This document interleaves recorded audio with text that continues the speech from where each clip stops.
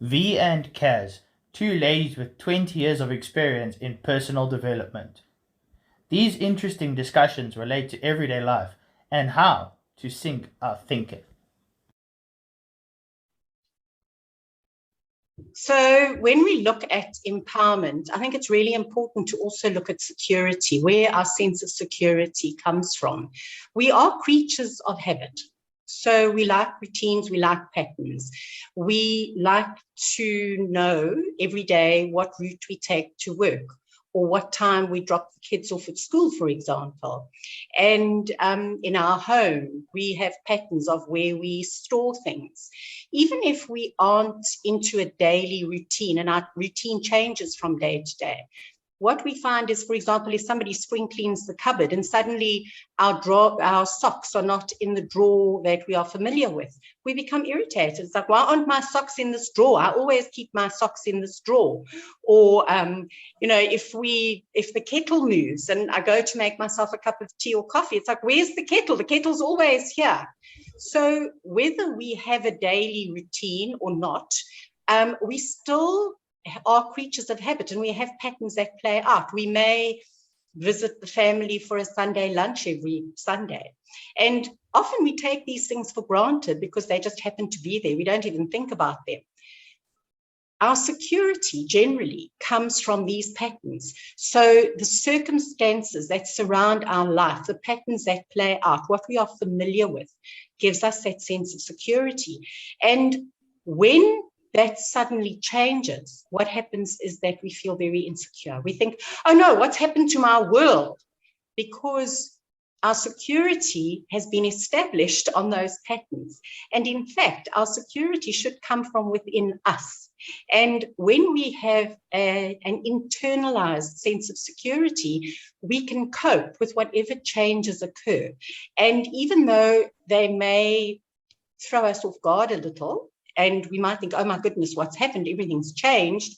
We come back to center and we say, okay, I can now cope with this. I'll go into that coping mechanism and handle it. But when our security is externalized, that's when we fall apart, when the changes occur. Exactly, yes. That reminds me of a story. I was doing consulting recently and I was talking to this man who was quite highly qualified in his career, but he hadn't achieved the goals he had wanted to achieve for himself. And when we were talking, he was saying the opportunity had never presented itself to him.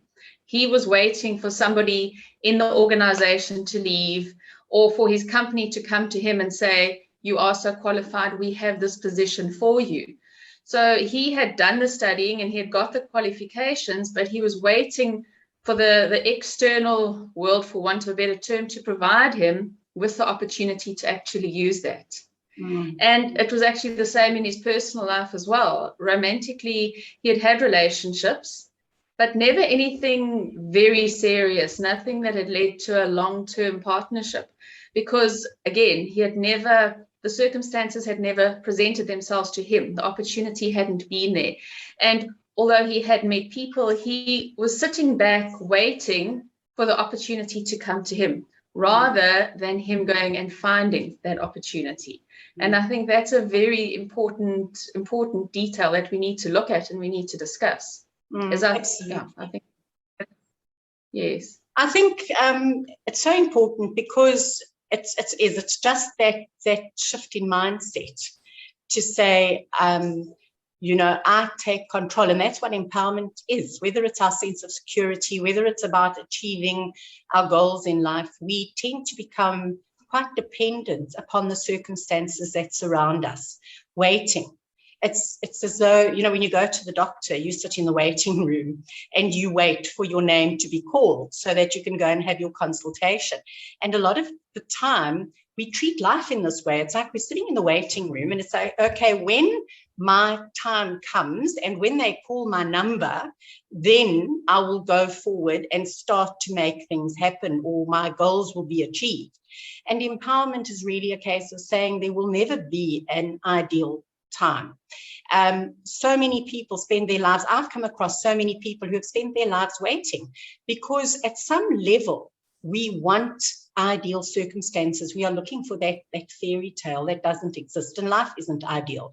So people will say things like, I'm going to pursue my career goals once my kids have grown up, or I'm going to start traveling. I've always had this dream of traveling, but it'll be when life is a little less hectic, when my debts are paid or my house is paid off. That's when I'll explore these interests and hobbies. And I know I need to have more balance in my life and spend more time in nature or get more exercise, but it'll happen when life is less hectic for me. So we spend time waiting. We wait for the ideal circumstances to make things happen. And suddenly 20 years have passed, and you realize you've been waiting for 20 years. And as some challenges disappear, so new ones reappear, because life is like that. There'll always be challenges. There'll always be an emergency. There'll be that sudden need to have a visit to the dentist, or the roof leaking, or, we wait until things are smoother, until life is easier, and it never is. So empowerment, an empowered person is a person who goes and makes it happen regardless of the circumstances.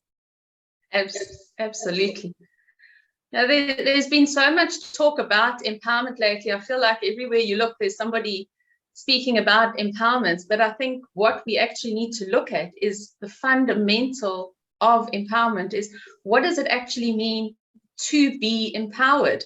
And basically we need to shift the perspective or the perception. We need to move it and realize that being empowered comes from internally. It's about the way you view it. It's the way you manage your power.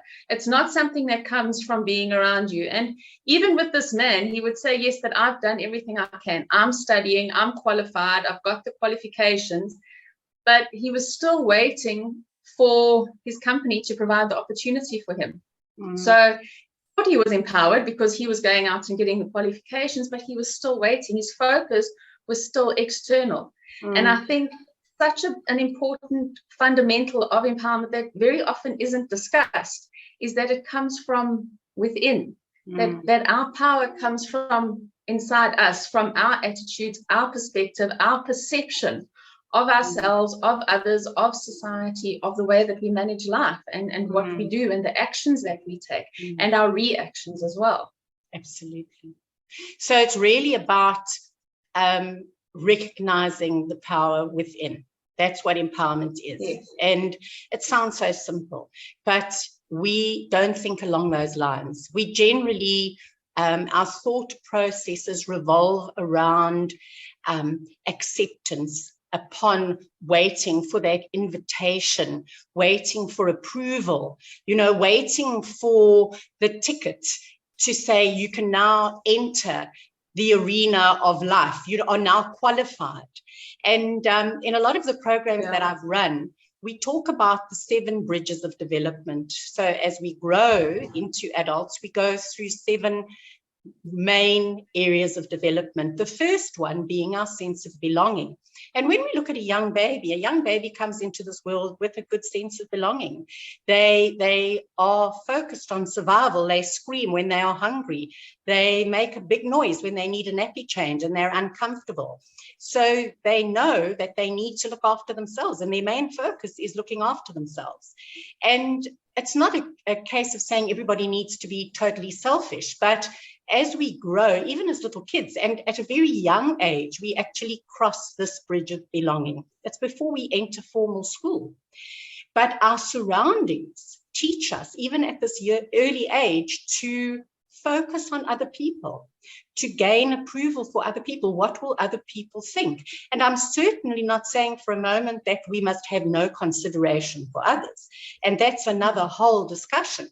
But we are actually conditioned to worry so much about how to fit in rather than looking at who we are, the uniqueness of ourselves, our individuality. So it comes down to self-perception, our sense of belonging with regard to our right to be here.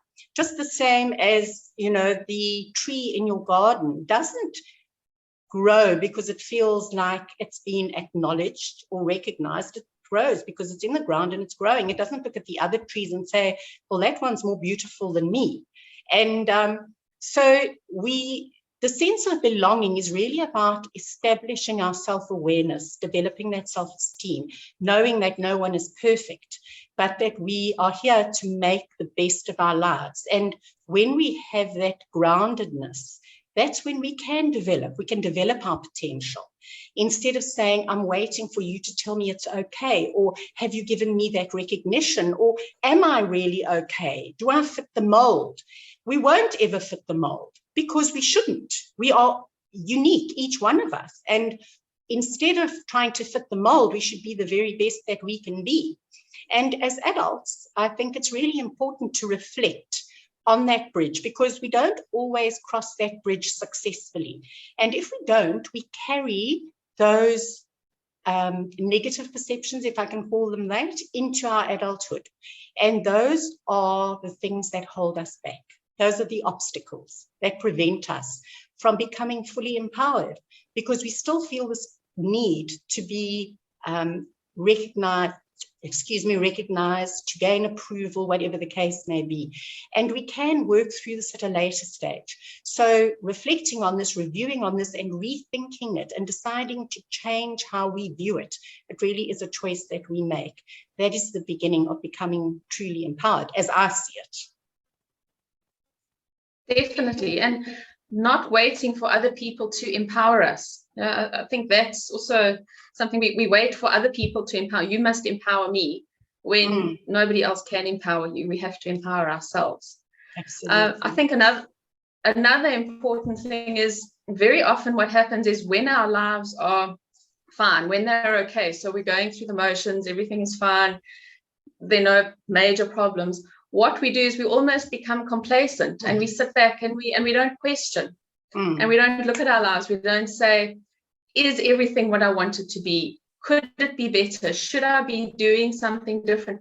We settle almost into complacency, and it takes a problem, some sort of crisis or problem or unforeseen event or unexpected thing that knocks us over, for us to sit up and say, wait a minute, that's not what I wanted, or I'm not happy, or I need to address it.